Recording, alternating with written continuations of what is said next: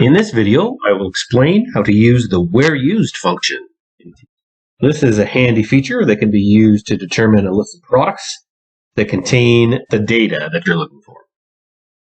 So from the main menu, SDS maintenance, dictionary maintenance.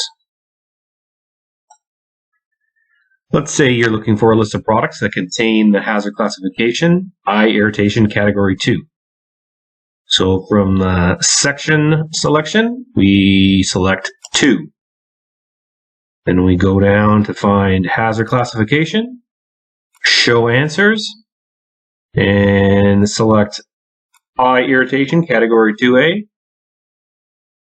show where used. TECIS pulls up a list of products that contain eye irritation category 2A.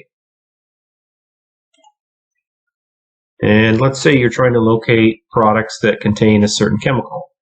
So, section 3, and let's pick acetone. Again, show where used. TECIS again produces a list of products that contain acetone. And that's how you use the where used function in TECIS. Thank you for watching this how-to video. If you need additional assistance, please contact one of our friendly and knowledgeable representatives.